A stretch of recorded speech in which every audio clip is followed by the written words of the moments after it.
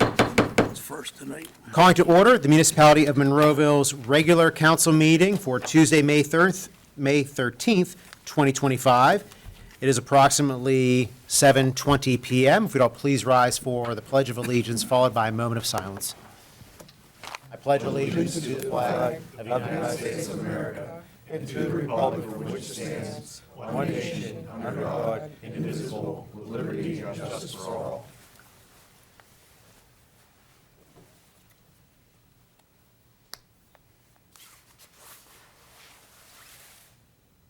You may be seated. Have a roll call, please. Mayor Grieslock? Here. Mr. Hisner? Here. Mr. Pope? Here. Mr. Stevenson? Mr. Crut? Here. Mr. Adams? Here. Mr. Williams? Here. Mr. Biondo? Here. Mr. Graziani? Here. Mr. Ratcher? Here. Ms. Rock? Mr. Yugis? Here. Mr. Sedlak? Here. Mr. Weldon? Here. Mrs. Lang? Here. Welcome. All of council is here with the exception of Mr. Stevenson. He was a little under the weather this evening. Apologies for starting a few minutes late. If you were driving in Monroeville today, you were backed up in traffic because the Special Olympics torch was coming through. So the law enforcement torch run came through Monroeville. I had the honor of running along with Alex with a strong showing from our Monroeville Police Department.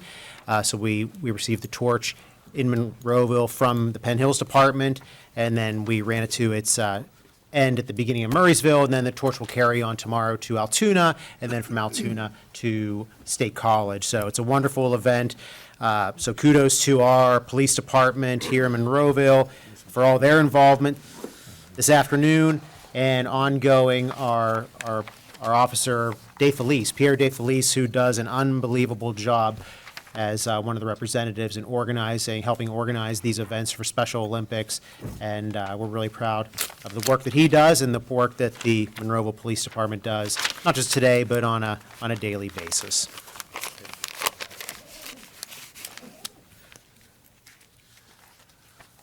So I'm going to open the floor for public comment on proposed agenda items only.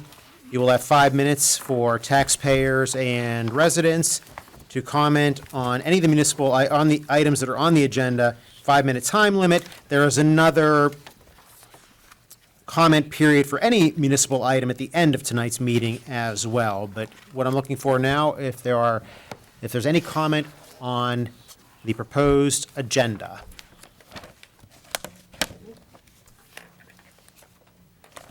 Hi, my name's Linda Quinn. I live at 194 Orchard Street. At the citizens' meeting on April 1st, I asked the borough to continue to maintain the last 179 feet of paved roadway in front of my house at 194 Orchard. The 79 feet of paved road I'm referring to was constructed in 1972 and maintained by the borough from 2012, when I built my house, up until 2018. At that time, Orchard Street was seal-coated, with the exception of the last 179 feet. A sign was installed stating Monroeville maintenance ends here, indicating that the last 179 feet would not be maintained by the borough. I learned that Ordinance 227 states that 2,376 feet of paved road is to be maintained by the borough, and that's 179 feet short of the actual paved roadway. Had several conversations with a previous borough manager asking that it be brought to council, but it was never resolved. See, the original ordinance 227 was signed in September of 1960, when Orchard Street was still a dirt road. In 1972, the road was paved and an S-bend was added, which, can change the configuration of the road. And as far as I can tell, this ordinance was never changed. At this point, this last section, the last 179 feet of roadway which runs in front of my home, the asphalt is deteriorating. And I have concerns that at some point it'll become impassable. There's nothing I can do with the road. I don't even own it, right?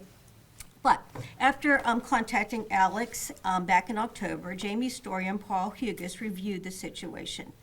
In an email from February 13th, Alex, Jamie, and Paul, it was suggested that to remedy this, council would need to pass an ordinance amending the length of the road from the original 2,376 feet to 2,713 feet. And one of the things I want to point out, like, it would be different if I had built the road, or say, like a subcontractor or a contractor had built the road, but this was never, ever a private road. It was built by the borough in 1972. So I'm asking you to change the ordinance. Now, I realize me just talking about it maybe isn't enough. I printed out some diagrams from the county website just to show you where you can see that the maintenance just abruptly ends at the last 179 feet of the road. You know, in addition to that, I also have pictures and documentation back from 1972 saying why the S-bend was added to the road. I don't know if that would be useful to you or not. And I think, Linda, the council has had included in various packets some of those pictures, because you Oh, okay. provided them to me via email. Okay. Like the paving, even one of those way back. Oh, right, so you had that already. Oh, good, okay, yeah. So do you have any other questions for me? Is this the road that has a fire hydrant at the end? It does. That's, you know, I built the house in 2012 and positioned that, I would have positioned the house somewhere else. I had no idea that, you, just like most of us, when you buy a home, I didn't question, right, where the road ends. But there's a hydrant though still there, anyway. Yeah, there is a hydrant there. Okay. That's not where the water line ends, though. It ends further out. We I don't know. have any explanation why the last 179 feet wasn't done. Could have been poor record keeping, maybe community expansion was expected at that time. I don't know. Maybe- Beyond the 179 feet, is that your, is that like a gravel driveway there that you have? Like, Oh, it's just a little pad that I threw some gravel there because we back up and turn around. Yeah.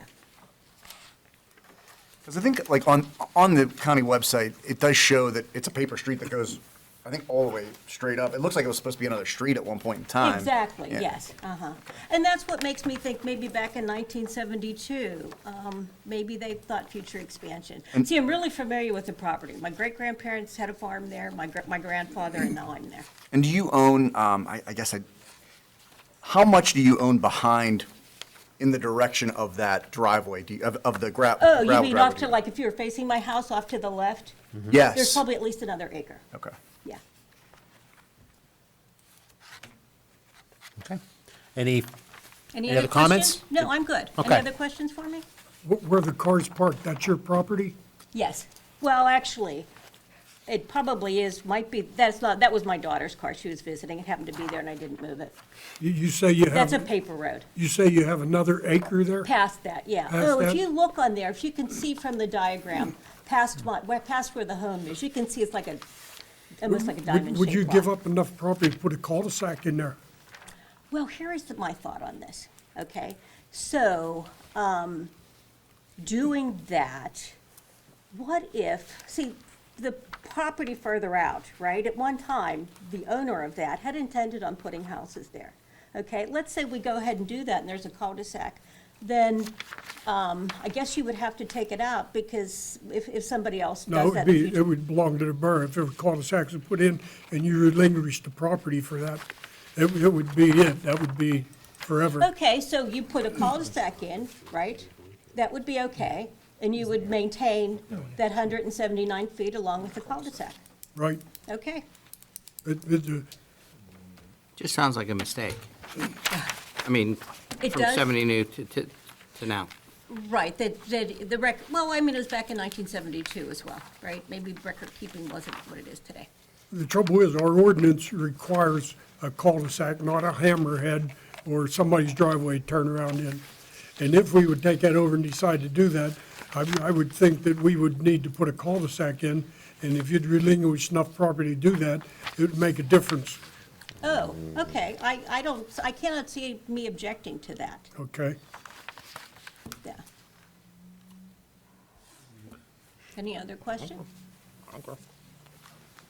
Council, any other questions? So what we'll do is we'll consider this in a few moments here, and we get to that, and we can have more discussion when we get to that part of the agenda. And then certainly if there's more questions, we'll call you Okay, back up. okay, That'd be thank you. great. All right, thanks, Linda. I'll leave the floor open for comment on any of the proposed agenda items. Seeing none, we're going to close the public comment period. And scheduled, we have a presentation by Mike McCraig, the Managing Director of Public Finance at Raymond James. Michael. Did I mispronounce that?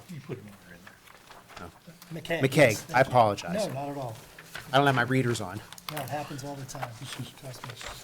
Thank you, Mr. Mayor. Again, my name is Mike McCaig. I'm Managing Director with Raymond James here in the Pittsburgh office. And Alex has asked me to come before you to just kind of have a introductory discussion into financing as you start the process of considering capital projects through the Look, spring and into. Before you go, can we turn them mics up a little bit? Speakers up? Jared, are you able to increase that mic? I know he's Volume? pretty close to it, and the mic's its normal position. I'll try to speak up a little bit. How about that? Okay. Yep.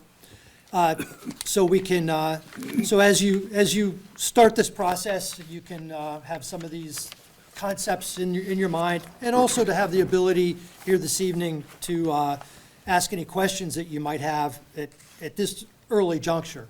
I'm sure we'll be back at some other times to have discussions and questions and things like that. So think of this as just an introductory time, just some of the high-level concepts that we wanted to introduce and Alex thought would be a very good idea. I have a very long presentation. It's about 40 pages. Alex and I discussed it because we want you to be able to take it home. I'm not going to go through this. I'm only going to spend about 5-6 minutes and then allow you to ask some questions. But it's a document that's going to allow you to take home with you and refer to it. There's a glossary of terms. There's a lot of concepts in there, so it'll be a little bit of a homework or reference material as you move forward through this process. So having said all that, I just very quickly wanted to tell you about Raymond James because I think it's important to know who you're talking to. I work in the Pittsburgh office. I've lived in Pittsburgh all my life. In fact, my father and grandfather's families lived in Pitcairn for 70-plus years. I spent a lot of time on this end of town.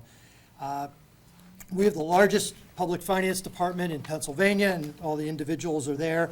You can also see in the map in the bottom right, we have 154 offices across Pennsylvania, just like the one, if you step into the parking lot here and look across the street, the Raymond James office in the building right across the street. So there are 153 others just like it, and you can see all the ones throughout southwestern Pennsylvania. Those are retail brokerage offices that would have also the ability to sell bonds, and they have, and I think you understand what that concept is. Our experience in Pennsylvania is on this page, and you can see over the last 3 years, we've underwritten more bonds in Pennsylvania than any other firm in the state. You can see what first quarter of this year and the other years following. I'm not going to spend a lot of time, but you can see that we're the market leader in the number of issues that we bring to market here in Pennsylvania. Interest rates, always a really good question. Yes. Always comes up. We have had a very interesting time over the last month or so with the announcements of the tariffs and this administration. We had a bit of a jump in interest rates and then a drop and then a jump. The bottom line, it was very, very volatile. Interest rates may feel like they're fairly high, but what I like to tell people is they're not as high as you think they are because of the fact that during COVID, and you can see where things bottomed out in 2020, 21 by this chart, those were the 40, 50-year lows in interest rates. That's when everybody was back refinancing their mortgage at 2 3/4 and under 3%. Yeah. We are certainly above those levels, but historically speaking, we're at about the 25-year average of interest rates as we sit here today. So, no, it's not 2021. However, if you look back over time, historically speaking, we're still at an average time of borrowing money. And you can follow this all the way across. I don't think anybody was really saying in 2012 that rates were overly high. If, you know, you can follow this line right across. So, and rates are just going to do what rates do with, you know, continued inflation and, you know, the economy and tariffs and international news and things like that. They're just going to bounce around and nobody knows where they go. The next couple pages are just some concepts. What is a bond? What is a municipal bond? And the short answer is, it's a loan, it's a debt.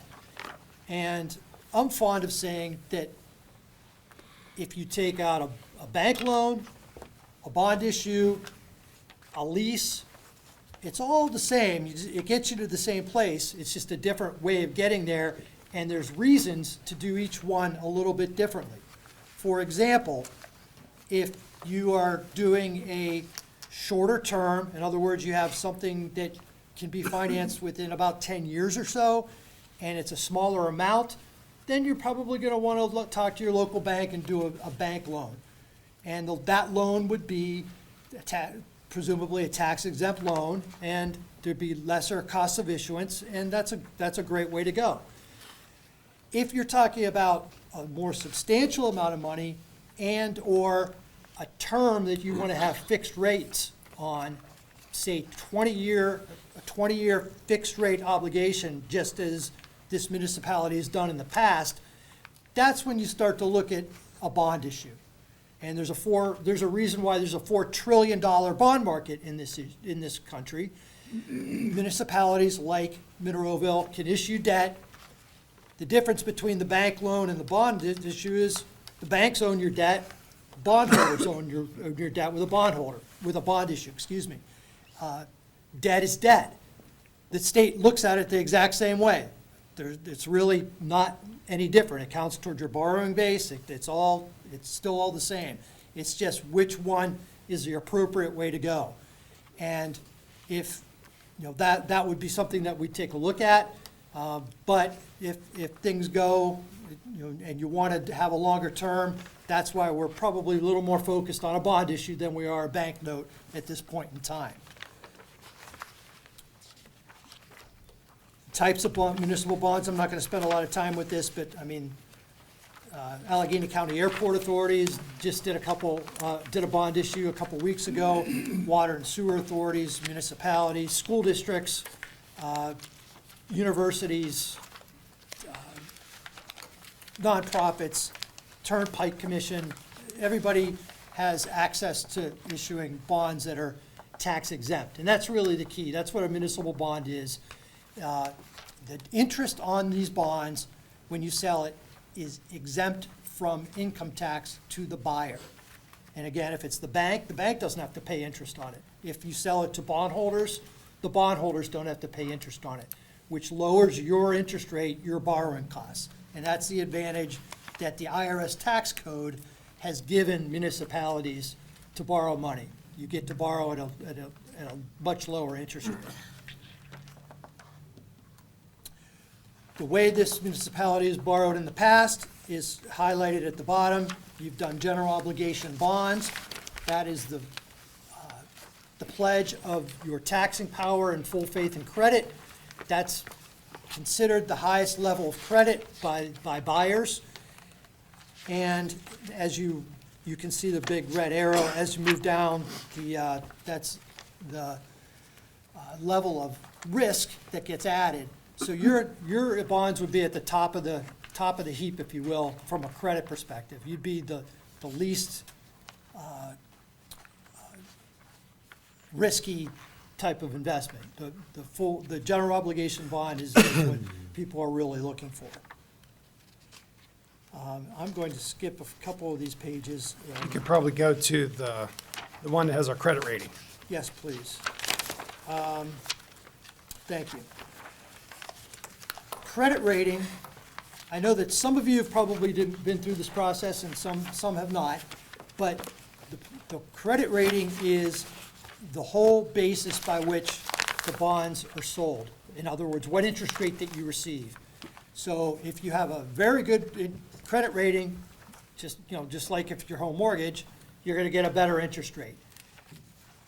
Monroeville has one of the better credit ratings from Moody's in southwestern Pennsylvania. Your current credit rating is double A2.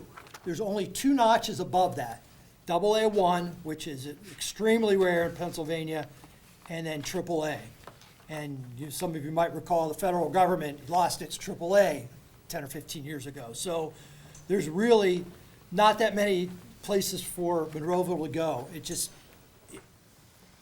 I'll put it this way. Most municipalities in southwestern Pennsylvania would kill for your rating. And so what that does is translates to lower interest costs, because the Moody's takes a look at your rating, or everything that you do here, all your audits, all your financials, and they say your ability to repay is very, very high. And so the risk is low. The buyers recognize that, and the rating agency does a report. The buyers look at the report rather than doing their own look at, their own credit analysis. They can look at the rating of Moody's, and that's what the bonds are sold on. So one of the goals here is to make sure that we preserve your strong credit rating all the way through the process. And with that, I think you were able to kind of do a really crude back of the napkin, kind of what is our borrowing capacity? And what did you kind of think of that analysis? What did that lead you to? I did, and as you know, when it comes budget time, you're at an extremely enviable position with your debt. Your debt is going to be paid off in the next 2 years. Again, there are many municipalities that would kill to be in that position, but it's a benefit. It's a huge benefit. It's an off-balance sheet asset that, you'd have to really dig into the financials to see. But DCED has something called a borrowing base certificate and a calculation for capacity of debt. And there's a little bit more than goes into it than I'm going to go into in the next 15 seconds. But the long and the short of it is, you have a borrowing base, and you take the average of the last 3 years' audits of revenues. There's a couple deductions, and then you multiply that by 250%. That's your borrowing base. That's the amount of debt that you're allowed to have. And then you subtract the amount of debt that's existing, that's on your balance sheet. So right now you have, in round numbers, a couple million-ish, couple million plus dollars outstanding. If you do the borrowing base calculation, you come up with, the long and the short of it is, Monroeville has the ability to borrow in excess of $100 million according to the state. That doesn't mean you want to do that, Yeah. but it does give you a feel for what the state feels is an allowable amount. And so it's based on the revenues and that calculation, that's where you are. So If we borrow money, what's that do to our credit rating? the credit rating, it depends on how much. And we know all the ratios are. So the fact that you almost have no debt right now means that, there is the ability to borrow money and keep the rating. It would also they would also look at what that impact is on on your budget. So the payments of the principal and interest and how that fits into your budget. And, that's really what they look at, among other things. But, if you wanted to borrow $120 million, I think that would be, that would raise some eyebrows. If some of the things at least we've been talking about over the last 18 months, I don't think would, Well, Mike, one of the conversations, if I recall correctly from a few months back, was regarding our various revenue streams that kind of made us unique and was advantageous. Could you go over those again, please, to how we stacked up in our ability to do that and be able to incur debt? yeah, I mean, one of the biggest things is you don't have, you're going to be debt-free here shortly. So your debt service on your existing debt is going to drop off, and you can borrow new money and have it start to pay on the new debt, starting in the next fiscal year. And so they can fit together like a jigsaw puzzle and have no effect. The other thing, if my memory serves me, is you've got some other dedicated funds that revenue streams that you put in place that you can say, that you could put toward toward your debt, which is also a great story for the rating agency.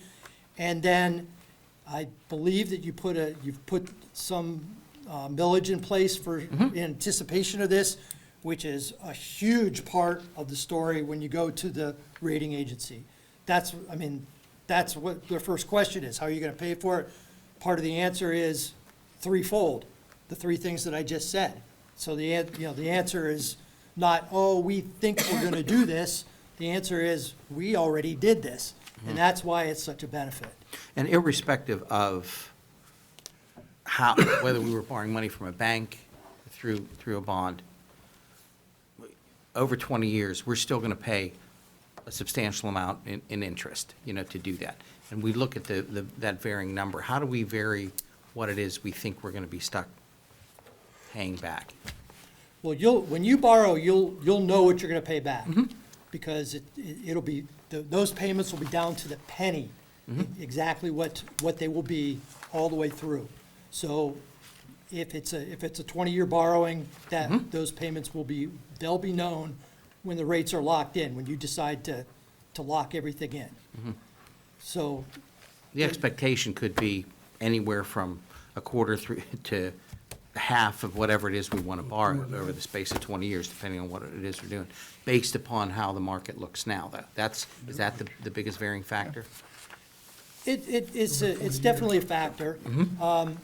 If rates were to go down, for example, say you borrowed today and rates were to go down, the municipality will always have the ability to refinance it, finance debt, and you have taken We have done advantage that of in the past. Yeah, in we've the done that since years I've been here. past, Yeah, right. A number of times. When things dropped during COVID, that's why we're so far ahead. We jumped Is there a on it. cost to refinancing? There's just the cost of issuance. So depending on the size of the issue, anywhere between, after 5 and 8 years, there would be no penalty to prepay. So we stick with it for 5 to 8 years, and then you can look at refinancing. That's the best Yes, strategy. yes. That sounds reasonable. Yeah. And then, all the numbers that we would present, or anybody would present, would be net of the expenses, net of the costs.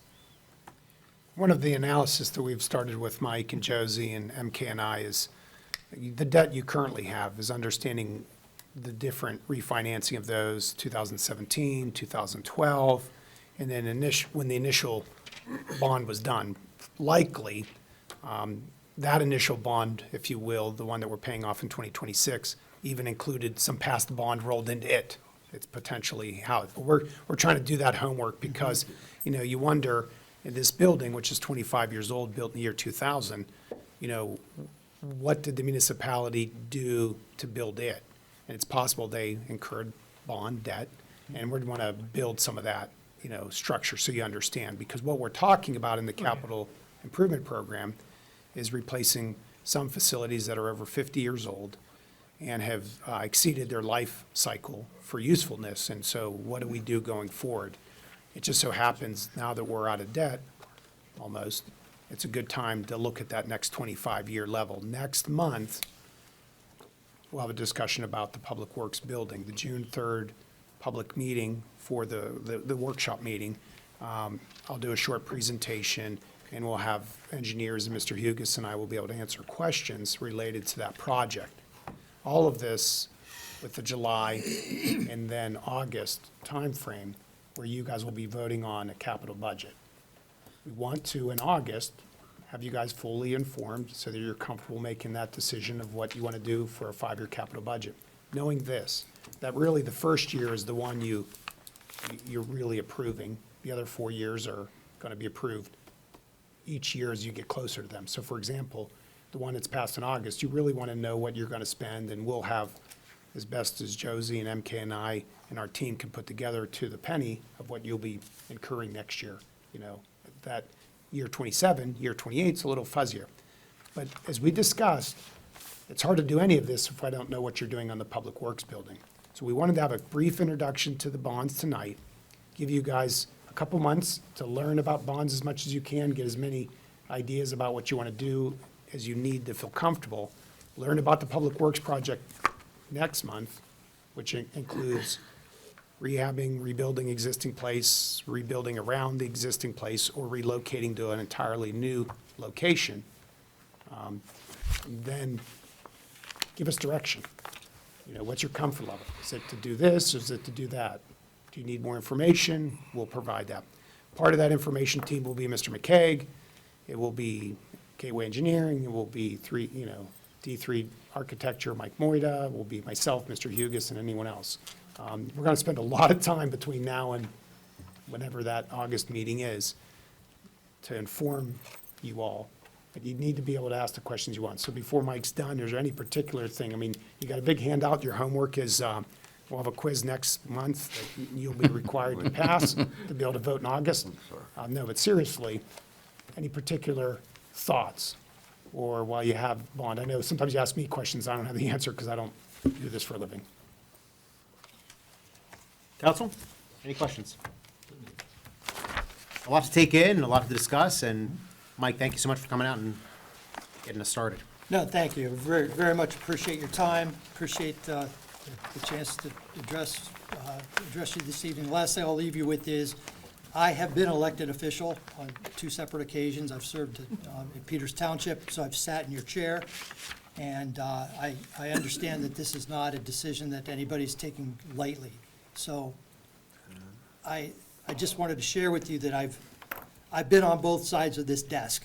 And so part of my job is to make sure everybody understands what's happening, and we're all here to answer any questions and develop the best plan of finance that we can. Thank you. So thank you very much. Thank you. Hey, Mike, good seeing you. If the capital budget in August includes debt, then in this, the fall and the winter of 2025, we'll engage Mike to do that. If the capital budget that's approved in August doesn't include a bond issuance or the need to do bond issuance because you think you have enough money on hand to do whatever improvements you want, then it won't. So again, you have to understand the way this is working. This is not like trying to rush through anything. It's just trying to give you all of the information you need as early as possible so you can think through that process.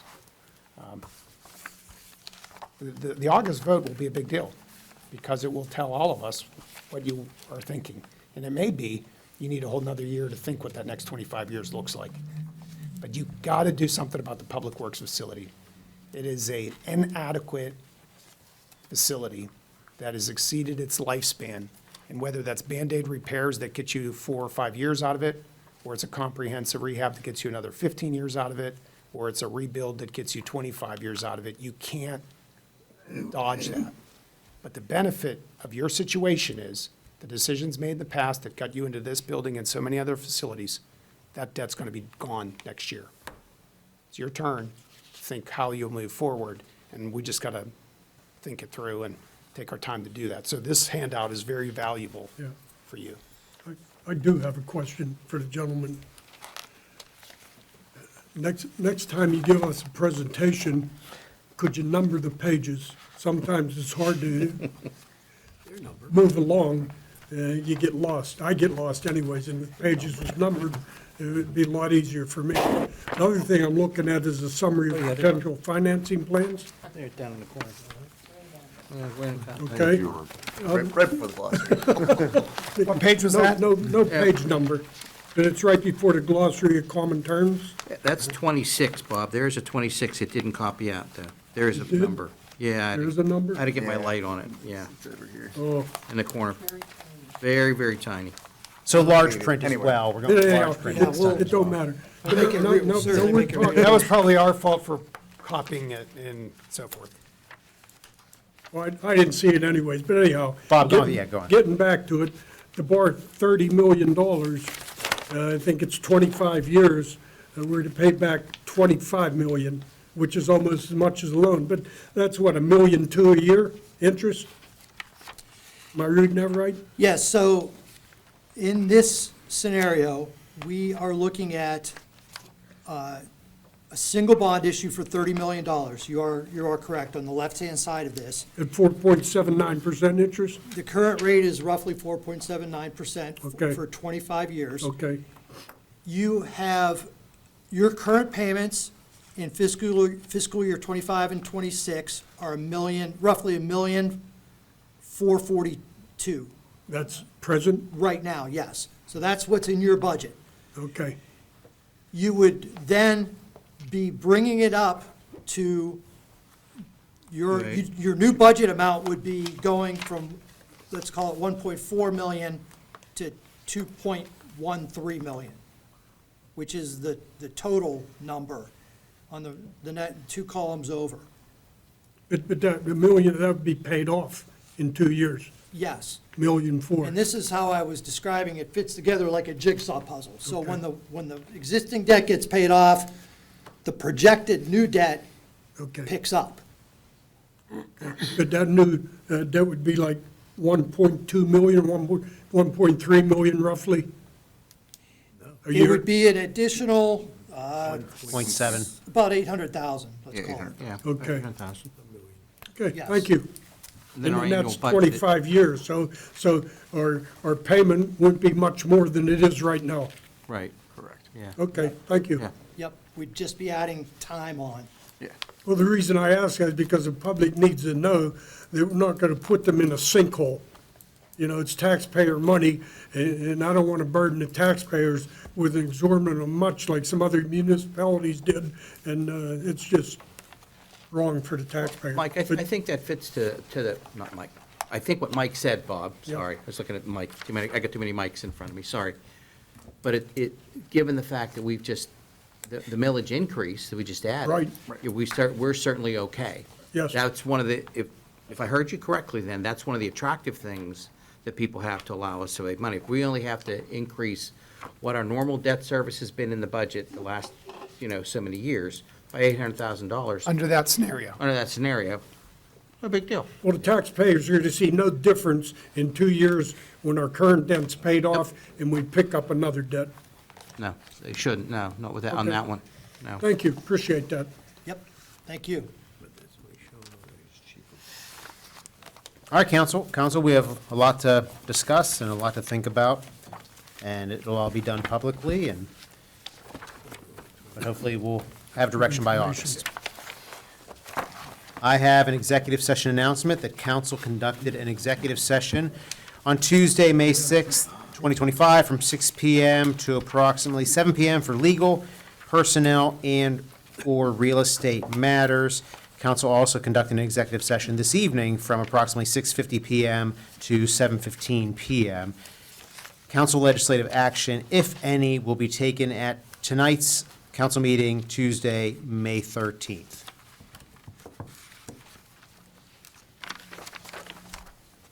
Council, moving through the agenda, we have the minutes for you to consider this month.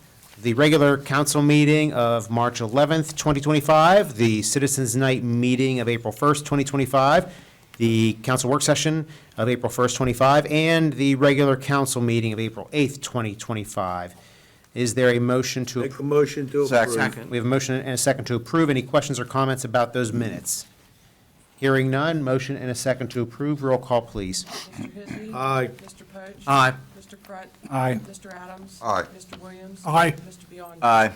The ayes have it. Reports of the tax collections. Motion to approve? Second. Second, Motion and seconds to approve. Questions or comments? Am I not going fast enough, Mr. Hizzy? No, you know what? Taking too much time? You got the 5-minute, you got the Yeah. 5-minute go. Okay. Any questions or comments about the tax collections? No. Well, there is a motion, a second to approve. Roll call, please. Mr. Biondo? Aye. Mr. Williams? Aye. Mr. Adams? Aye. Mr. Crud? Aye. Mr. Poach? Aye. Mr. Hizzy? Aye. The ayes have it. List of bills and budget transfers. Motion to approve. Second. Motion and a second to approve. Questions or comments? Hearing none, roll call, please. Mr. Hizzy? Aye. Mr. Poach? Aye. Mr. Crud? Aye. Mr. Adams? Aye. Mr. Williams? Aye. Mr. Biondo? Aye. The ayes have it. And the payroll report, council. Make a motion to approve. Second. Motion and a second to approve. Questions or comments? Hearing none, roll call, please. Mr. Biondo? Aye. Mr. Williams? Aye. Mr. Adams? Aye. Mr. Crud? Aye. Mr. Poach? Aye. Mr. Hizzy? Aye. The ayes have it. And all those items were reviewed at last Tuesday's, May 6th, agenda-setting meeting. You have the Garden City. Number 7, approval of development applications. That is 25-2-SUB Laurel Highlands Surveying Company subdivision approval. Mr. Graziani, please. The applicant is requesting preliminary and final subdivision approval pursuant to the Monroeville Subdivision Land Development Ordinance Number 2525 to subdivide tax parcel 746-8-368 into 3 lots in the R2 multifamily zoning district. Lot 1 with an area of 0.19 acres, Lot 2 with an area of 0.19 acres, and Lot 3 with an area of 0.19 acres. The property is a vacant lot along Orchard Street. The Planning Commission recommends approval of this application. And we have the applicant here this evening, who just provided handouts for us. Yeah, and I believe last Tuesday, you were here last Tuesday, and maybe there was some confusion perhaps on our end, and we zipped through I'm new to the it. situation, I No apologize. problem, but we want to make sure we gave you your time this evening, so no problem, it doesn't change anything, it's all the same, whether you're presenting tonight or if you presented last Tuesday, so we're glad you came back. Okay. Thank you. And if you could just state your name for the record. John Highlands with Hi, John. Laurel Highlands Surveying. Did you sign in, sir? Yes, I did. Thank you. John, so if you'd want to, What I have is. Outline it. I have the first page you have the red outline of the lot. The overall lot that is owned, we're dividing it into 3 parcels or 3 new lots.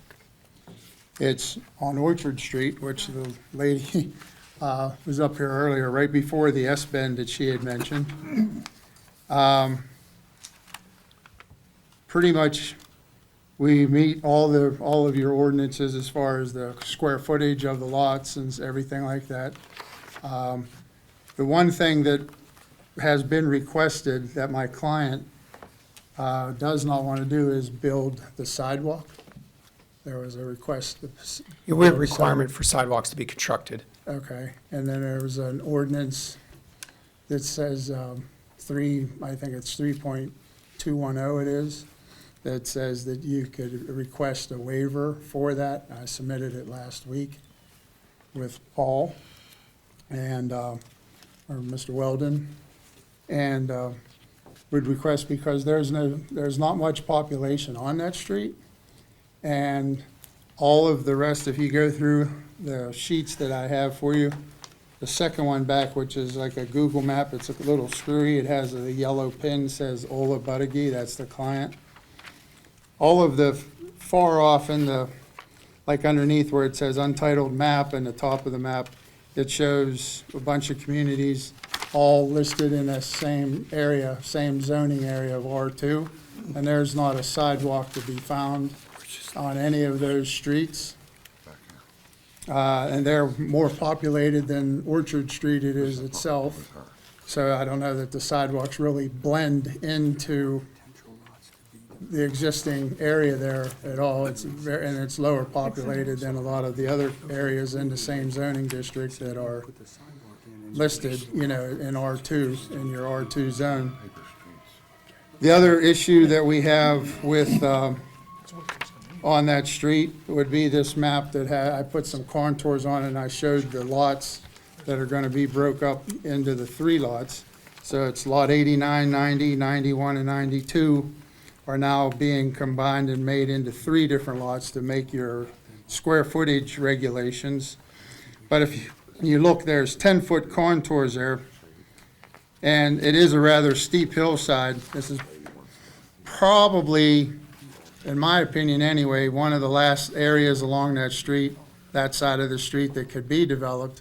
And there's gonna be a lot of grading just to get the houses in, let alone to also grade a sidewalk along that street. Not to mention that the distances, you would only have about 213 feet of sidewalk, and then it would end to both sides. There's, and like I said, the steepness of the hillside, it's kind of like the sidewalk to nowhere, like the bridge to nowhere. There would just be 200+ feet of sidewalk. And then I put just an example of what it looks like on that street. The last picture, it shows just after the S-bend. But if you look to the left of the road, that's how steep that hillside goes up all the way across there to build a sidewalk in, which would be creating a lot of excavation, a lot of extra work on top of the work that's already going to need to be done just to get the houses in there and make them look proper as well. Understood. Yeah, and that's exactly, so there's a requirement for construction for sidewalks, and that's what the ordinance for the sidewalk waiver program for certain situations where maybe it doesn't make sense for whatever reason, maybe some of the things you outlined, slopes, steepness of roads, maybe it doesn't fit in the area. So the waiver then is a calculated amount of what maybe an applicant would pay to have a sidewalk put in, and in lieu of that, they pay into our sidewalk fund, and then we find a way to use that money and put a sidewalk where it does make sense in the community. Okay. So what you're saying is the applicant applied for the waiver for the sidewalk fund? He would prefer obviously not to pay, but he isn't completely opposed to not, if he would rather build the homes than not over the sidewalk fund, but Understood. Paul, so they handed something, was there a so you said 213 linear feet of sidewalk. Was there a calculation of what that would be into the sidewalk fund? Yeah, we use a standard $8 per square foot, and it comes out to $7,584 for this particular application. So for $7,500, that would satisfy your sidewalk. our fund, yes, sir. sidewalk ordinance, and that'd be the waiver, and that would satisfy what we want to see. And that would be council's decision, certainly, but that, from what you're describing in the area, and Mr. Adams, you know the area as well, as far as putting a sidewalk there probably wouldn't make sense. The hope is the sidewalk is part of the construction, so over time, we connect things and we have sidewalks throughout the community, but there certainly are areas where it wouldn't make sense. Mayor, Yes, if I could, please. when I look at this document provided by the gentleman, it appears there are far more lots that could potentially be developed than currently exist. And so if you would look at that document and picture a home in each one of those lots,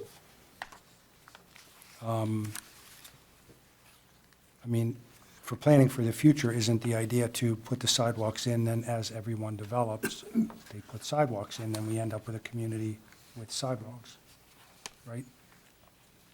Correct.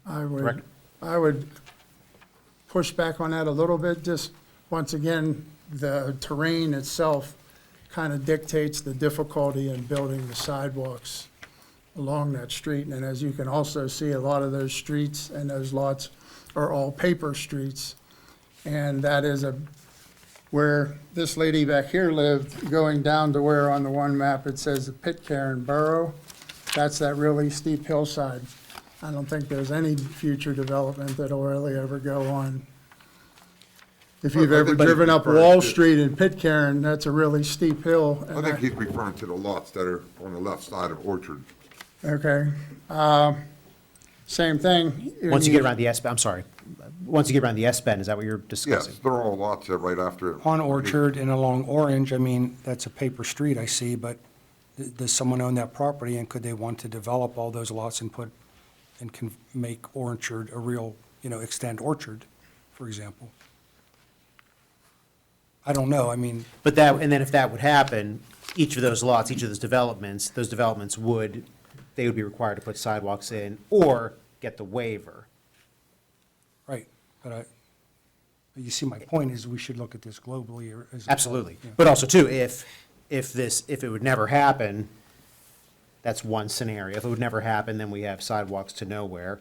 But if it did happen, and there was a development plan, we could, the council at the time could make sidewalks be placed in all of those new lot developments. And actually, if you wanted to connect, then you could use the sidewalk fund and put the money back into this site to connect. Right, okay. Because hopefully over time, we're consistently, either we're building sidewalks or we're getting compensated for the sidewalk fund. Either way, money is going towards sidewalks. So that would be a potential way of looking at it as well. So we need one or the other then, it would seem. I believe, yeah, that's what our ordinance says, one or the other. Anybody have questions so far for the survey of the applicant about the project itself? Anything else to add at this point? Hey, John, do you want to put this up on the table just to give them an idea of what the houses will look like? Just set it on the table, there's a little X on the table there. This is an example of the houses, the 3 houses that Mr. Buddy plans on building. No, we just split 3 lots. This- Very nice. So council, I mean, and you presented everything you want to present? I just want to make sure we give you enough time. It took us 2 weeks to do it, so we'll make sure we gave you the right amount of time now. So I guess the council, you're probably, I don't know if you're going to say this. I mean, Yeah, I mean, as far as what council wants to do, so currently, and Mr. Ratcher, correct me if I'm wrong, currently, the way it's written, the conditions in here, if it were to be approved this evening, the condition is that sidewalks have to be put in. Correct.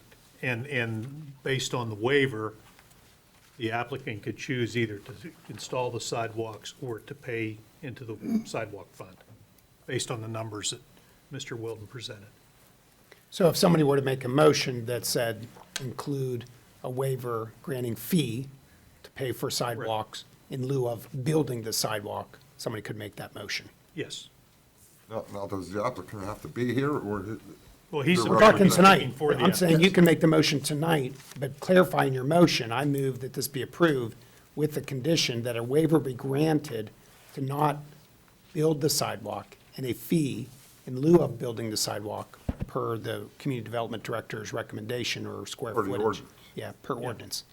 Yeah. And we could also have, I mean, it sounds like he doesn't want to build the sidewalks whatsoever, but the option could be for him to do that if he decided to. Would we do it that way? Well, you could. The truth, though, is, and correct me if I'm wrong, Paul, but the sidewalk fund calculation is based upon like a nice level Correct. area. The conditions are better. So he probably couldn't build those sidewalks for $7,000. No, not even close. Not with the amount of excavation that's going to go on, that would need to go on there. He would So it would be foolish for him begging to you do- guys to find an area to dump a whole lot of dirt to make that happen. Right. Yeah. For Okay. sure. Yeah. Mr. Williams? I have a question there. I just heard that instead of one house, he has plans to build 3 houses? Yeah, the subdivision plan, if the area in red on the map, the parcel map, where it's right above Orchard Yeah. Street, that was actually 4 lots, and then it shows it on the contour map as well. Okay. And Mr. Buddigy owns 89, 90, 91, and 92, but those lots are too small according to your ordinance, square footage wise. So we took those 4 lots and made it 3, and he plans to build this house that was right, that up on the screen a minute ago. 3 of those that look similar to that, yes, sir. Okay, thank you. Any other questions, council? So this item is here in front of us, and action can be taken on it right now. So is there a motion on this item? I'll make a motion to approve it pursuant to the sidewalk waiver with the fee in lieu of. Second. There's a motion, a second, and everyone understands what Mr. Biondo proposed and Mr. Adams seconded? Everyone's good? In other words, Okay. they'd have to pay into the sidewalk. Correct. Yes. If they do not want to install. It's the right It's the smart thing to do. It's the Okay. least expensive. Any further discussion? Questions? There is a motion and a second to approve as outlined. Roll call, please. Mr. Biondo? Aye. Mr. Williams? Aye. Mr. Adams? Aye. Mr. Crut? Aye. Mr. Poach? Aye. Mr. Hezzy? Aye. The ayes have it. Good luck with the Thank you. project, sir. Next item, we have a motion to approve the lease agreement with Garden City Swim and Tennis Club to delineate the maintenance responsibilities. As I discussed Let me last. get a, I'm sorry. Oh, is there a motion on this item? Is there a motion? I'll make a motion to approve. In a second? Second. Okay, motion second to Yeah, approve. just basically, as we left off last week, I just was able to today to push it over to the solicitor for review. So what we need to do is, I think council is going to approve the final form, and that's where we're heading. So I need Public Works to kind of begin doing maintenance with the trust that in June, you'll be approving the motion of the final form of a new lease between this municipality and the swim club. So should we table this tonight? Well, I think if you want to, you can approve it subject to both parties agreeing to execute the lease, if you want to get it off your plate tonight. Yeah. Yes. That's what we want to do. Is that I the thought, you want? I thought Yes. that's where we were at. Yeah. I just We- wanted to well, make we- sure, we you don't know, you don't have a lease We in don't your have a lease, packet. and both parties have had an Oh, okay. opportunity to Yeah, the comment. final form is not in your Yeah. packet. I don't have that in front of you. The maintenance has started. The maintenance has started. Yeah. But we'll get it all signed up and official. Sure. Good. So there is a motion and a second to approve this item. Roll call, please. Mr. Hezzy? Aye. Mr. Poach? Aye. Mr. Crut? Aye. Mr. Adams? Aye. Mr. Williams? Aye. Mr. Biondo? Aye. The ayes have it. All right. Council resolutions for this evening. Mr. Graziani, please, number 9. This is a resolution authorizing a sync-up project. As you can see, spelled out signals in coordination with equipment upgrades. It's an application with the Southwest Pennsylvania Commission for State Route 48, Moss Side Boulevard. Our contribution to the project is estimated to be $237,139, and I believe that would be incurred in 2026 if everything goes forward and is approved. Probably 27. Okay? This fee is 7 intersections. Correct. It's $237. Well, the for total project is 1.2 million. That is our contribution, is the 237,000. For all 7 intersections. Correct. Okay, thank you. That number won't change, being that it's gonna be done in the future. No, it should be locked in pretty close, Mike.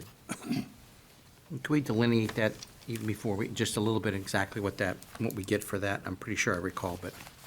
So it involves the signals along the Route 48 corridor from the high school to include Macbeth and McGinley, down 48 to UPMC, and also Old William Penn at 48, the 7 signals. Help to coordinate traffic flow. So it'll do the coordination. It's a pretty broad spectrum of coordination through that corridor. Great, thank you. And then last month, we passed the one for Route 22, so we'll have both of them done. Great. Motion to approve. Second. Motion and a second to approve. Any further questions or comments? Hearing none, roll call, please. Mr. Biondo? Aye. Mr. Williams? Aye. Mr. Adams? Aye. Mr. Crut? Aye. Mr. Poach? Aye. Mr. Hezzy? Aye. The ayes have it. All right. Number 10. A resolution approving a waiver releasing the Reclamation Church from installing 1,337 square feet of sidewalk along St. Martin's Drive as required by ordinance 1016 and ordinance number 2235. So very similar discussion as what we just had. Motion to approve. Second. Motion and a second to approve. Any questions or comments, council? Hearing none, roll call, please. Mr. Hezzy? Aye. Mr. Poach? Aye. Mr. Crut? Aye. Mr. Adams? Aye. Mr. Williams? Aye. Mr. Biondo? Aye.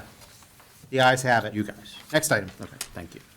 A little bit of wordsmithing in this line item because it's not the Commonwealth Finance Authority, it's the DCD, correct?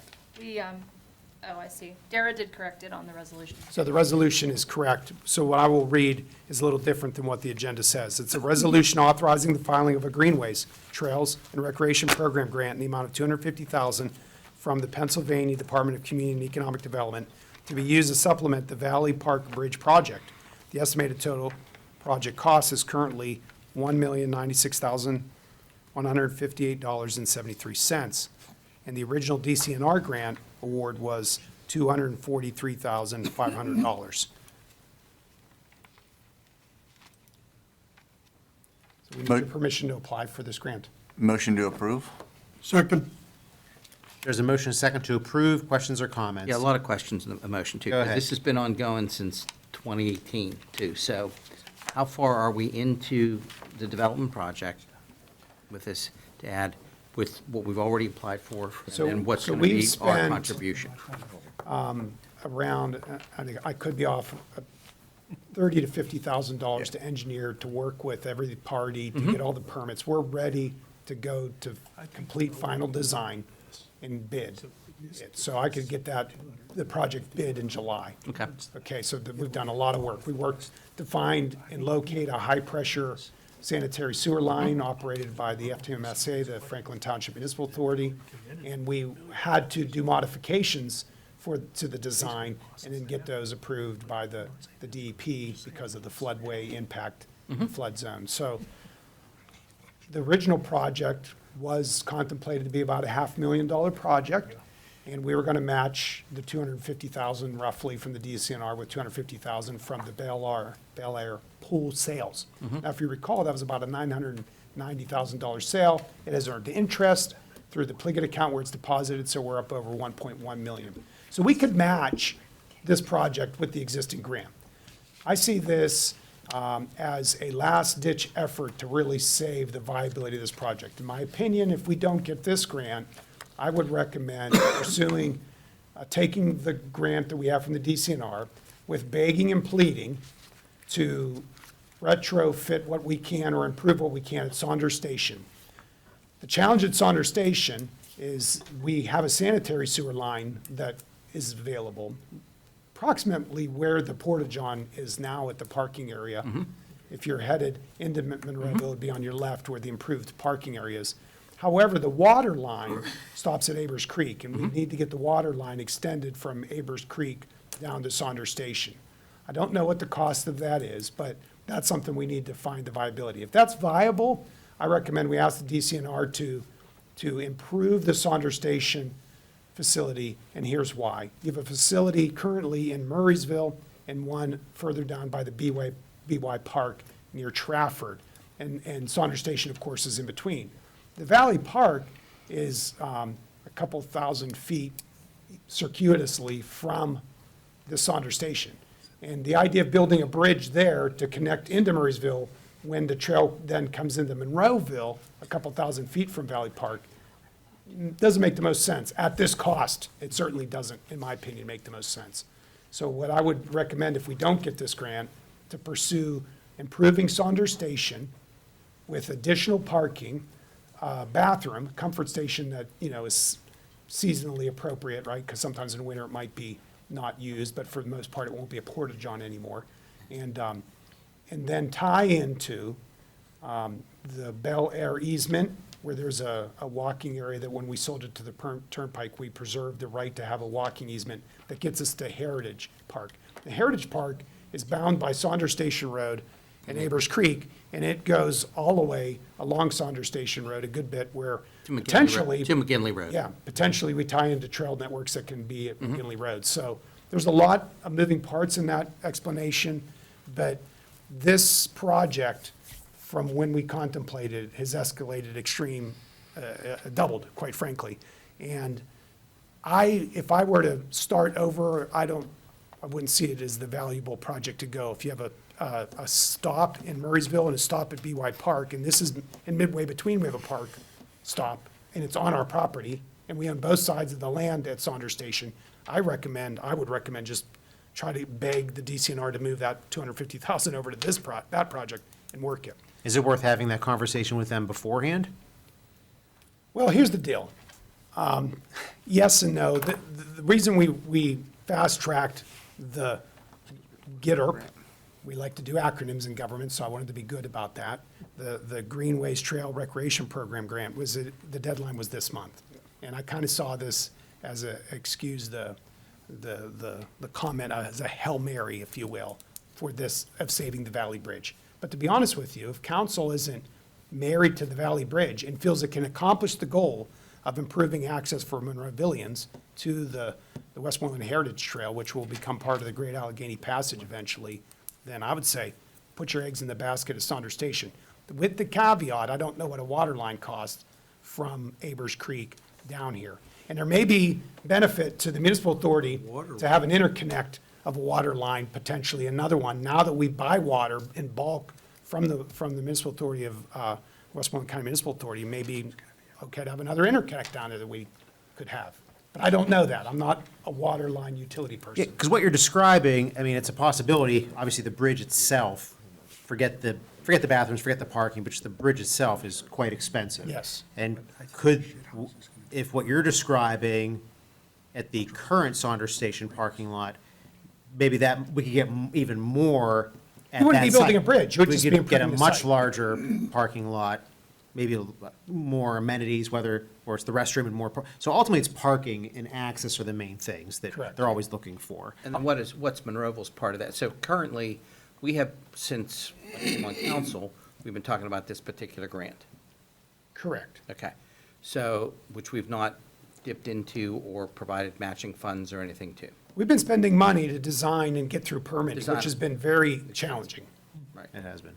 So we're kind of out some money, but I'll rescind my second. How long have we had the 243.5? Or how much longer do we have to? But we till do need an that? extension. It needs to be spent by the end of this year. And have we applied for an extension already? No, because I wanted to get a handle on Okay. kind of the moving parts. To be honest with you, what the DCNR wants, like other state agencies, is the cut ribbons, and they want project delivery. So before I go with them in any ask, I want to have a clear sense of what I can do. So if that is an extension, it's because I feel favorable about getting this grant, and we're closer to getting it with minimizing our exposure. But if council is willing to forego this grant opportunity and tell staff to focus, I'll immediately go to the DCNR and say, A, we need an extension, B, here's why, and C, we think we can deliver this. And they'll say, okay, I think that makes sense, maybe, and we'll do the paperwork. But Or do we that's- still go for the grant, but in what you're describing? as Yeah, opposed to yeah. $1 million project, we're talking about less than that. So up till this point, if we were going to, since we haven't really put all that money to it, we're applying for a $250,000 grant towards the balance we pay on $1 million, on page, second page, guys, of the engineering stuff too, for the $1,096,000, let's call it 1.1 million for the heck of it. That's what where we fair. stand It hasn't today. gone to bid. That would be to complete the bridge. Correct. Okay, so originally, that was about half. Originally, if Correct. recollection, I mean, we were gonna have to put in about 250 to their 250 for about $500,000 to complete the bridge from the skate park over across there. Yeah. So now to do that, we're up a whole nother Yeah, so. $500,000. Correct. So we would be on the hook for it. Or 600,000. 600,000, well, I'm rough. Not to rough, yeah, mention- 600, right. Yeah, The amount, right. yeah, $600,000 is correct. You know, to that. However, if we apply for rework the original grant and just keep it at the number that we're talking about, the 250, The only unknown is the water line. I don't have a quote could on that probably The yet. water line's gonna be a lot cheaper than the bridge. But Correct. hopefully we can apply for the grant. And not only for that, the Mike, water. is we've talked capital projects. I'd be remiss if I didn't say this to Mr. Hugus, who reminds me of this. You know, anytime you do something like a bridge, you're basically incurring a future council to have a hard decision of replacing it, and you're building infrastructure. Parking lots and repaving parking lots are a lot cheaper than bridges over floodplains. If we put a bridge in, are we gonna still put a bathroom at Saunders Station? We'll keep the portage on. The plan was to build the bathroom at, But my point is, we don't necessarily need the bathroom. Who's gonna maintain the bathroom? Who's gonna clean it? Who's gonna lock it at night? yeah, currently we have porta johns both at the Saunders Station and at Valley. And so we have agreements through that. But the question is, we would be, once we do the permanent, So who, What do they do to the bathrooms? The bathroom at Murraysville, there's a bathroom in Murraysville. we don't do anything. We I would be- understand, but who- We do would we be know who- maintaining the Saunders Station bathroom. who would open it in the morning, unlock it? Who locks it at night? It would be our responsibility. Who's that, Public Works, the police? recreation usually, Parks and Recs usually. 90%, the rest of the parks. except for recently, it's been the park host. I think it'll be a crime problem. But do we know, Having a do we know bathroom. what goes on at the Murraysville bath restroom at that parking lot? Is that So the port- Murraysville, or is that? To be, is cl- that I'm not familiar with Trail how they folks that do it? there, but the porta-johns that are at Valley Park, He has an answer. I cover Murraysville. I'm pretty sure that Could, their Parks could and you, Recreation. sir, chip, Sorry. Yeah. yeah, come up, you have to come up, sign in, sir. Yeah, sign in. Sign Yeah. in, state your name, please. Okay. My name's Patrick Vereen. I'm a reporter with the Trib in Greensburg. I cover Murraysville for the Murraysville Star. I believe that their either Public Works or Parks and Recreation or whoever is available to do it that day is who opens and closes the bathroom on 22 for them. Great. Thank you, Patrick. Appreciate it. Paul, who? So you do listen at these meetings? We'll tell your boss. We talking about who, I made an assumption, obviously, that said, oh, Parks and Recreation handles it, the Parks guys do. Parks and Recs would not do it. It would be a public works function. They'd have to open and clean it, same as they would any other. I misspoke, I meant the team in Public Works that handles the parks. Yeah, the Parks Department. I does apologize, maintenance, that's what I Parks meant. maintenance. A park maintenance guy, so I just misspoke from that, not Parks and Recreation as There- is over here. Because there's not any kind of a Sorry. gate or anything at the Saunders Station lot at this point. No. No. And I don't believe there's even I don't know if there's posted signs as far as curfew at that parking lot. If they say it's closed, or if the, Dusk, I think. I thought no there was a gate. dusk sign. There's no or the gate. Heritage Trail. I think there's a dusk sign. Yeah, I think there's a dusk sign too. It's a dusk to dawn sign like they have all. Cares about that. If we apply for the grant if we just apply for the grant as you have it sitting here, what's to stop us from asking DCED to change it after we decide after we make a decision one way or another, whether we want to complete the bridge or not? The problem with the bridge construction is, the reason the cost has escalated is, I don't think originally, which I was not part of, you're talking about building a bridge in a floodplain. Right. It's going to flood. It floods every year, so you have to build a bridge abutment to withstand the flood. So your cost is exponential when you do that. And then all your other amenities are gonna be in Valley Park, which it floods. So your pavilion, your restroom, anything else that you're going to put in there, your parking lot's going to flood. It escalates the cost. Like a bad dude. And do we know how much area at the Saunders Station location currently that we own around there that is usable land that could be graded, whether we can get more parking or have any kind of amenities? Maybe it's not a restroom, but maybe it's a pavilion area.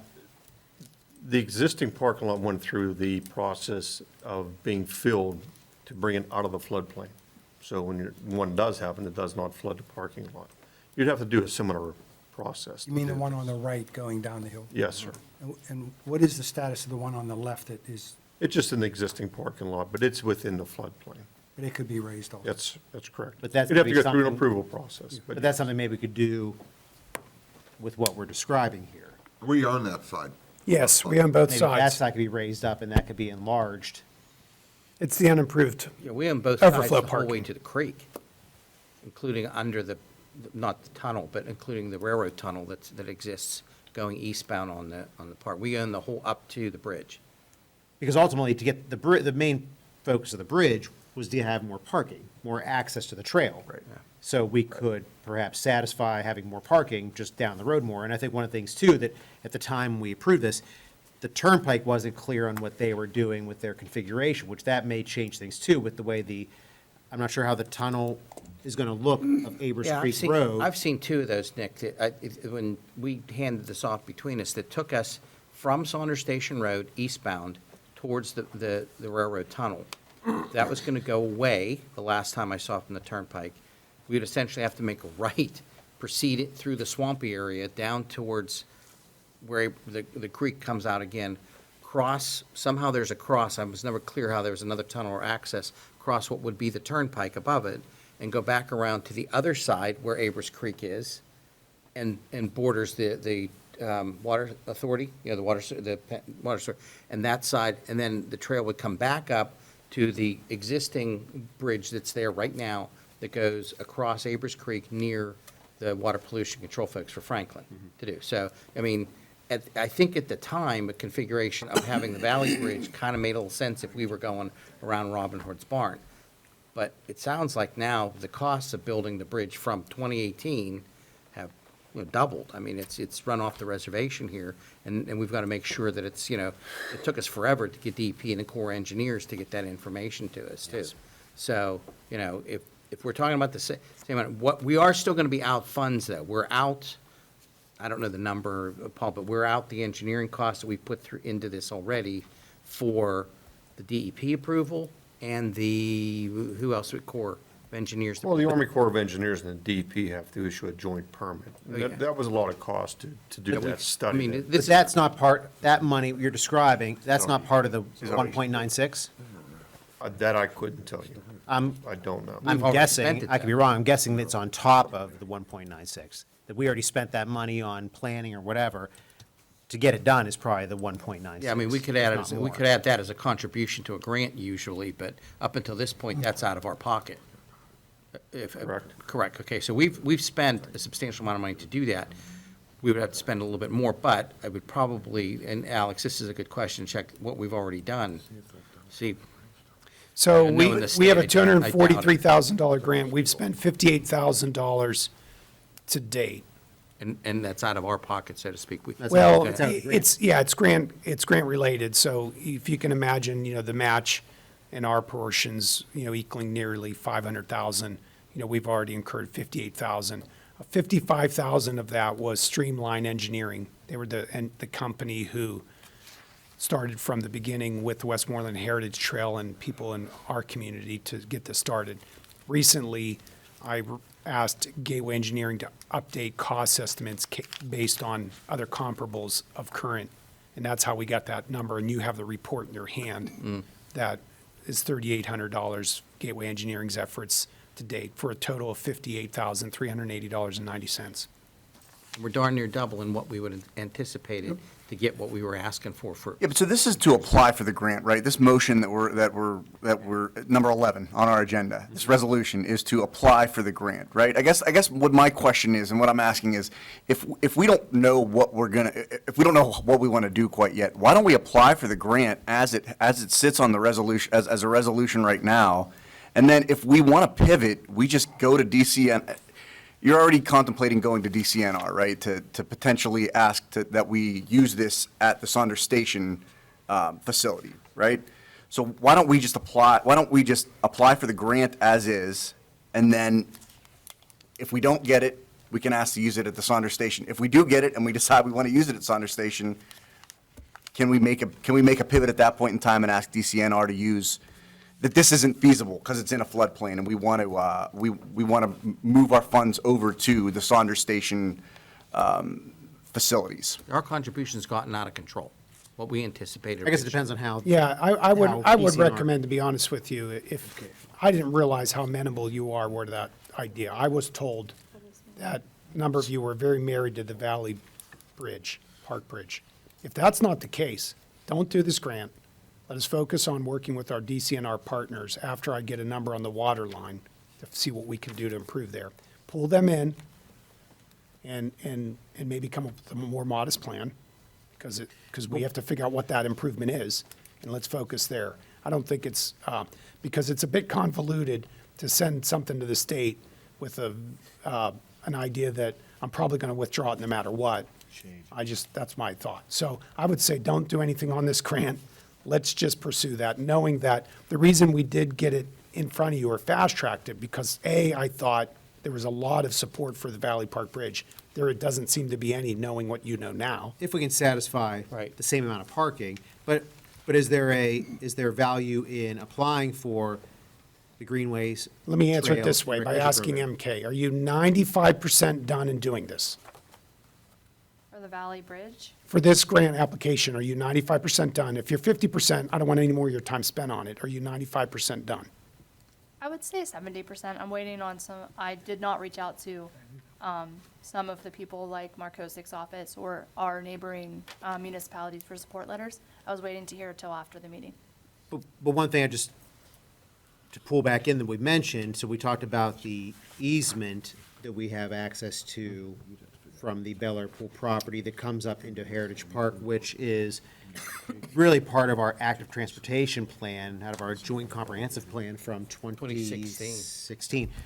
So would this grant still be appropriate for that? Because there would be, grading and development to make that easement work, along with the parking and along with the things we want to do to improve that whole site. Yeah, to keep it simple, if you're going to a state agency and said, here is my deliverable, improved access to the Westmoreland Heritage Trail for people from Monroeville, including parking and the amenity, of that restroom. If that was what you got them to approve, by moving it to a location, I would imagine they would be agnostic to the exact location. If you felt you saved them money and you were able to deliver the project, they're going to come back with, that makes sense. You give me the deliverable. It's not in the location, but we don't live in your community. You do, but the deliverable for them is the same.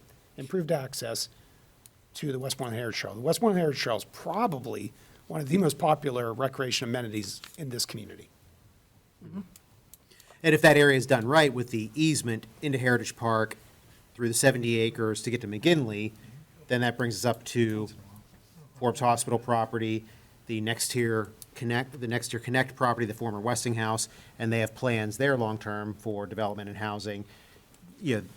That section can connect all of that, and then once again, we cross the street then to high school, Gateway Campus, library, senior center, that whole area.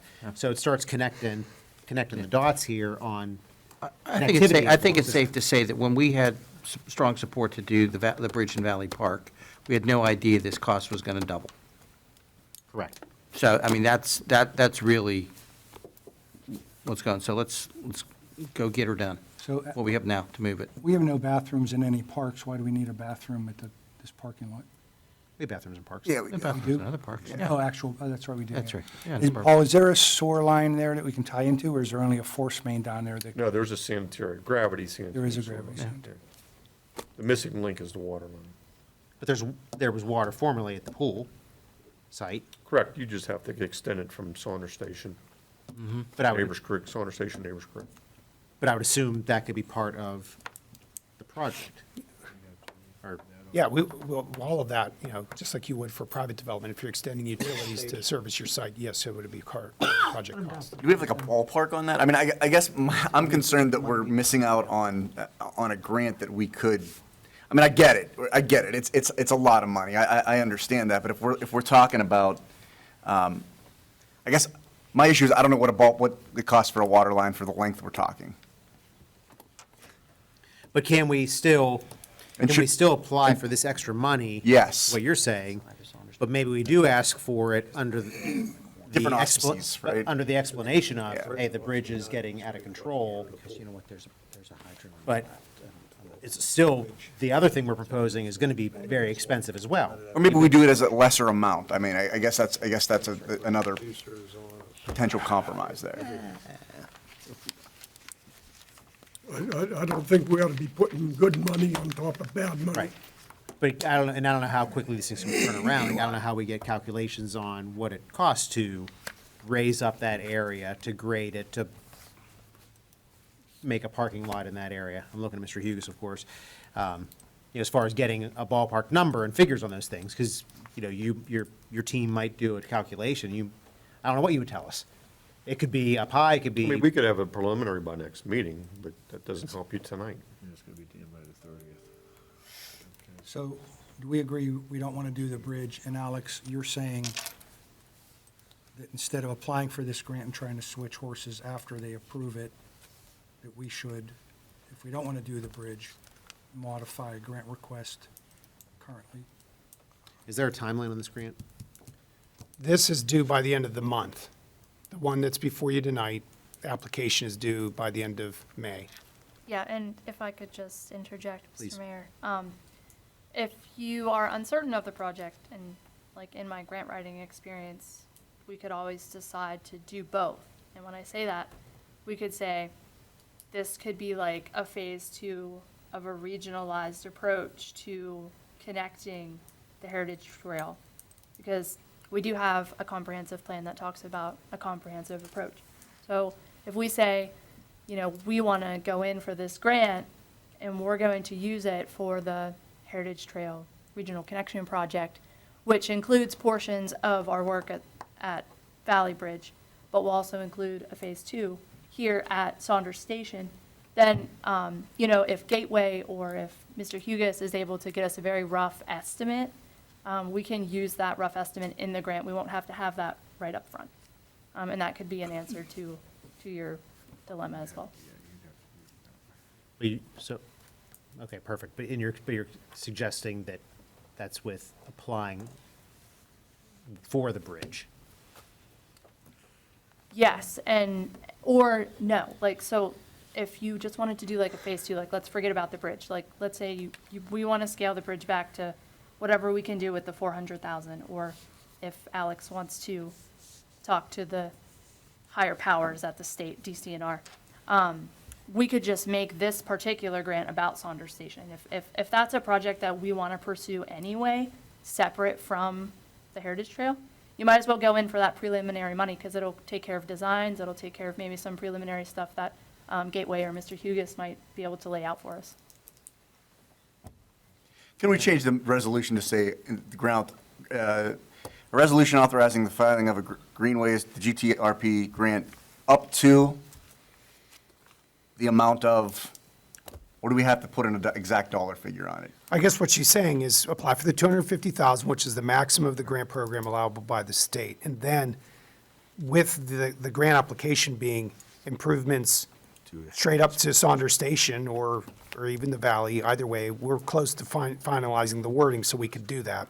And what she's suggesting is if we feel there's favorability within the state, you got your foot in the door.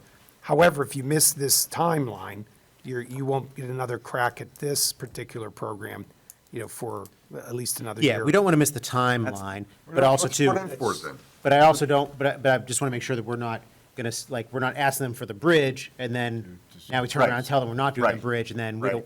don't, like you mentioned about delivering, we want to. She's saying tighten the Yeah. application to be focused on Saunders Station. Heritage Park Trail. Should we take a vote on the bridge first, whether we're gonna?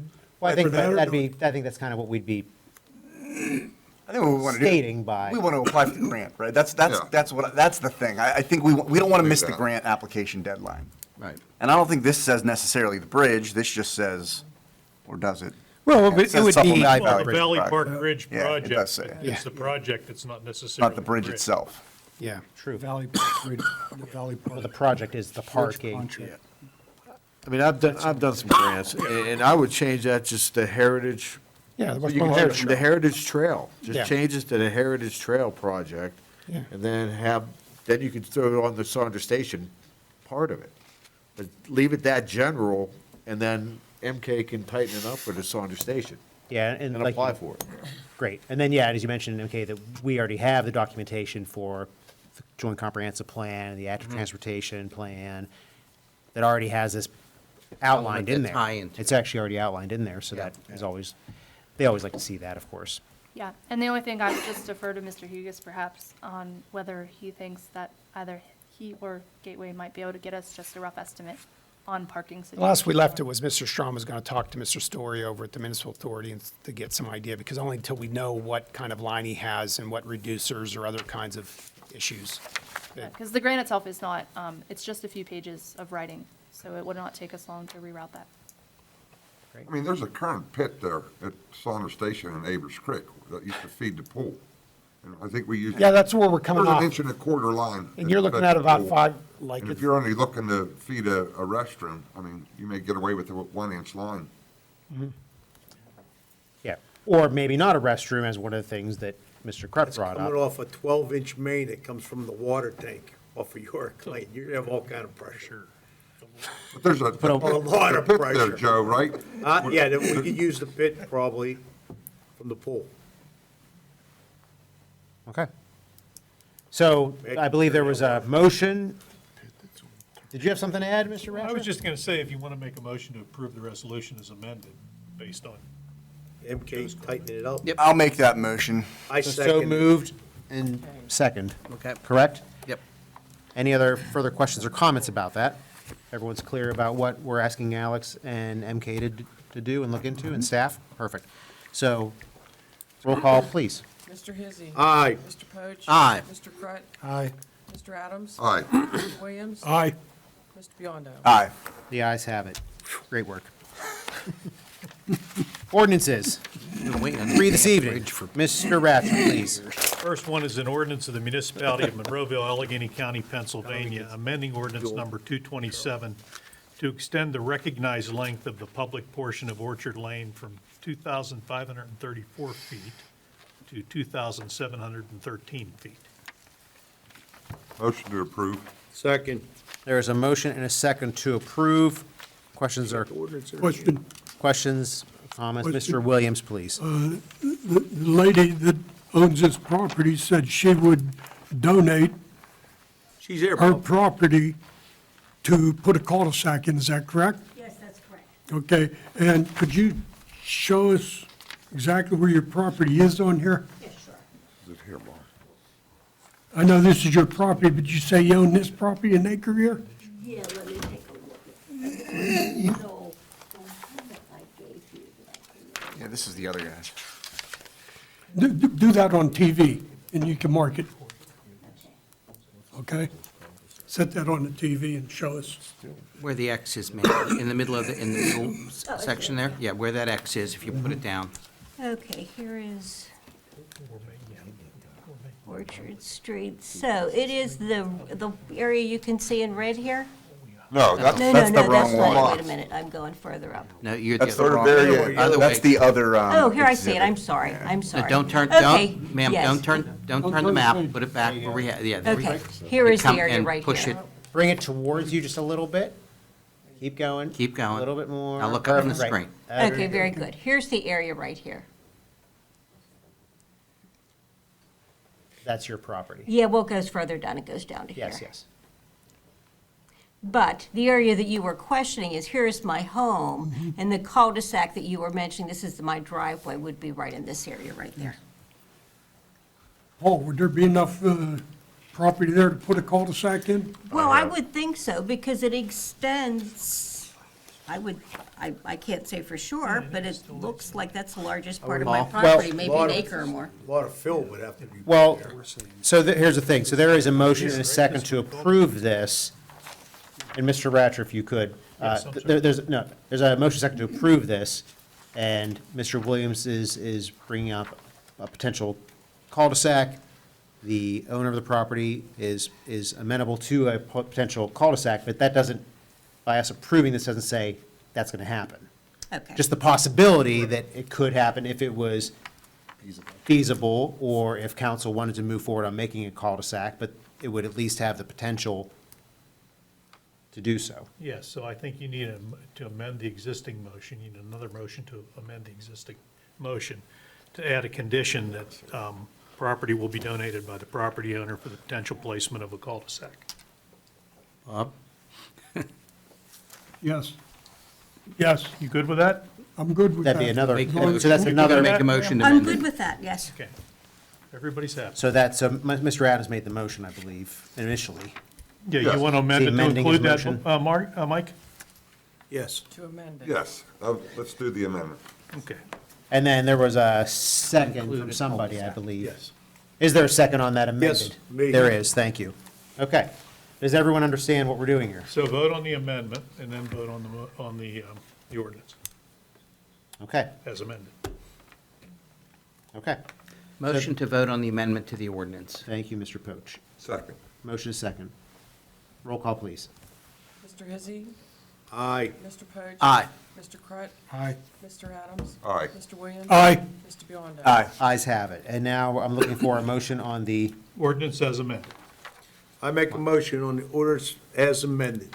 Second. motion and a second to approve. Roll call, please. Mr. Biondo. Aye. Mr. Williams. Aye. Mr. Adams. Aye. Mr. Crut. Aye. Mr. Poach. Aye. Mr. Hizzy. Aye. The ayes have it. Thank you for your cooperation, ma'am. Thank you. And for Next item, Mr. Ratcher, please. for our new cul-de-sac. Next item is an ordinance of the Municipality of Monroeville, Allegheny County, Pennsylvania, enacting certain truck restrictions on Jamison Lane. We discussed this last Tuesday and talked about the fact that we need some additional information to draft the ordinance. And my recommendation at that time was to table it. There's also the issue of the study. I just was handed this tonight. I don't know if you've seen this or not. The traffic and engineering study is not completed yet, so you're not going to have the information you need till next month. So we don't have Paul, to what do he's anything. referring to, hold on one second, let me give you a copy of this. I have it. Copy of that. You know, have as it. far as the law does not require a study documenting why the restriction was placed, it's critical that the restriction is ever challenged. That's not the. Act 31 waived the study requirements for local authorities to restrict STAA vehicles on local roads. And at the bottom here, normally an engineer must conduct truck restriction studies, but since the study requirements was waived under Act 31, municipal staff or officials can complete the study to restrict the vehicles. I mean, I don't want to spend no money Okay. You just tell me what to do. I'll do it. on. I mean, it sounds. On a traffic, Pass- with engineering, when we could do it in-house according to, What if it doesn't, forget it. Okay. So I think we're still in a position where we have to table this action on this until we get Yeah. whatever We don't have- information. It's I still make on a the. motion what- to table. Isn't it still on the There's a table? motion to table. No, we've not tabled. This is Oh, the first okay. time. Motion- There's a motion to Second. table. Is there a second? Second. All in favor? Aye. No further discussion. Next item. An ordinance of the Municipality of Monroeville, Allegheny County, Pennsylvania, amending ordinance number 2779, the Monroeville zoning ordinance, to provide for text amendments to various sections of said ordinance. This is also, there's also an issue that's arisen in reviewing everything for tonight. We've all realized that we've not held a public hearing on this, which is required by the municipality's planning code. So I recommend that we table this ordinance as well, and we will advertise for a public hearing if we haven't already done that, and conduct the public hearing in June, and then you can vote on it at the June meeting. Motion to table. Second. All in favor? Aye. Opposed? Items tabled, no further discussion. Okay, reports of municipal staff. Mr. Ratcher, anything else for this Nothing. evening?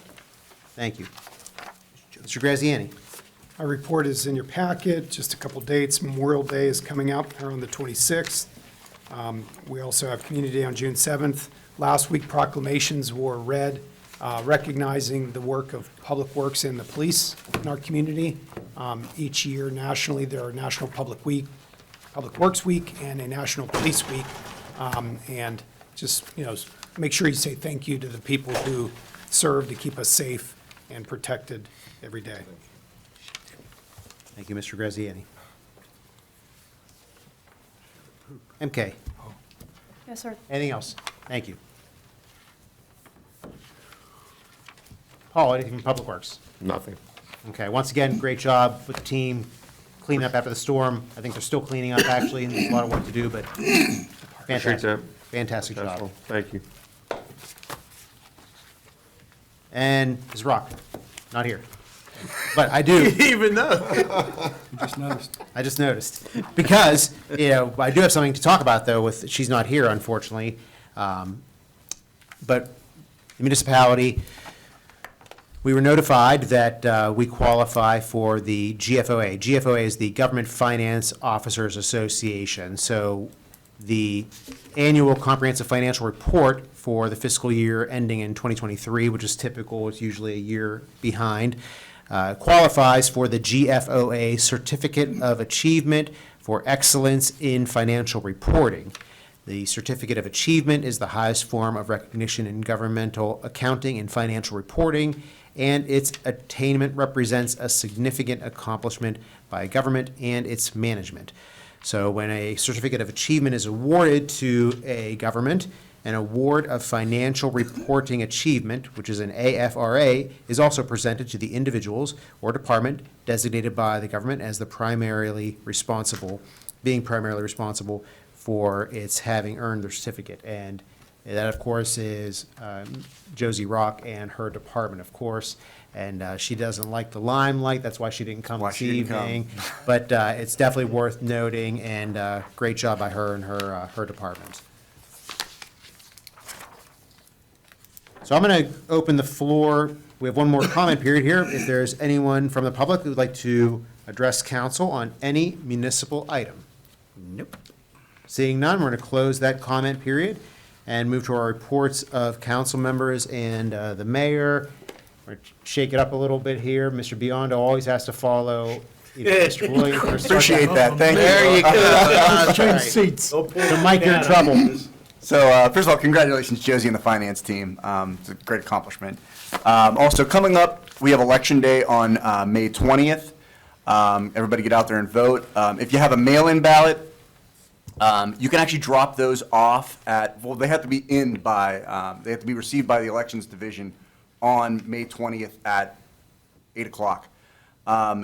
If you have yours still, you can drop it off at the Boyce Park Lodge every day this week and over the weekend.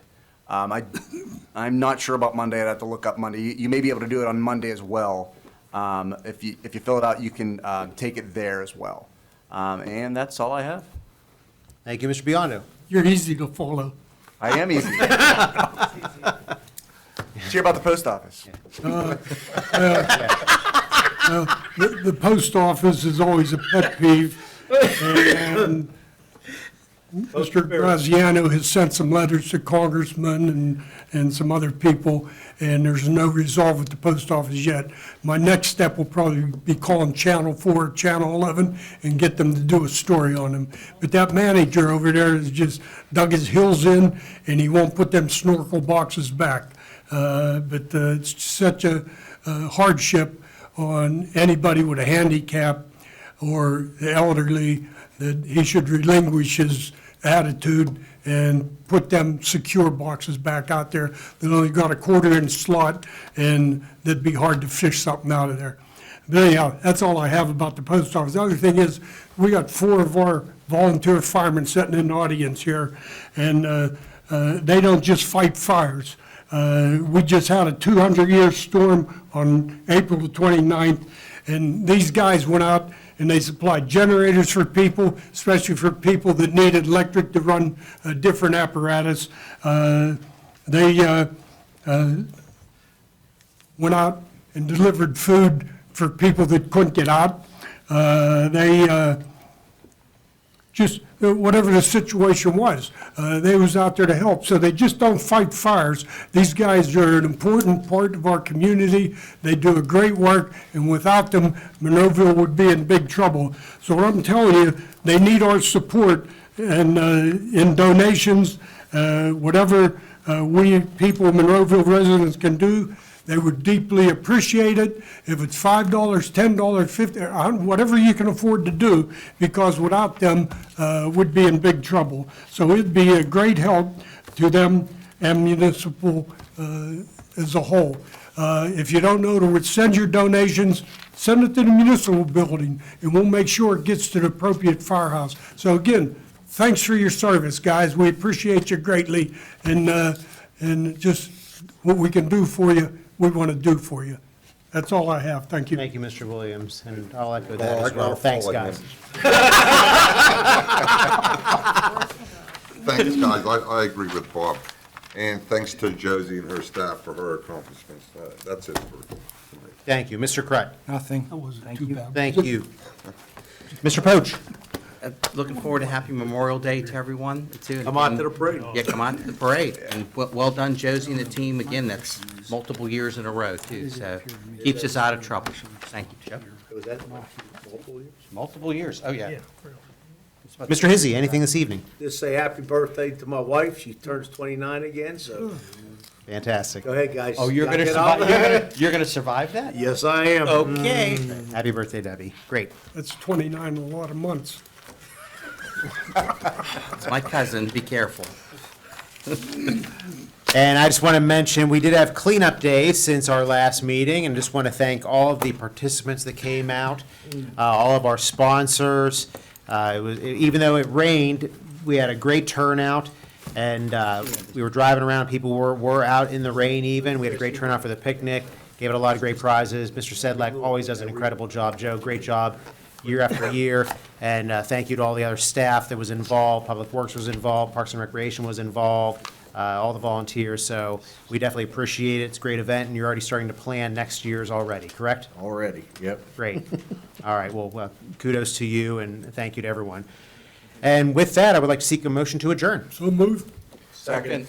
Motion is second. All in favor? Aye. Opposed? This meeting is adjourned. Thank you and good night. You got a little-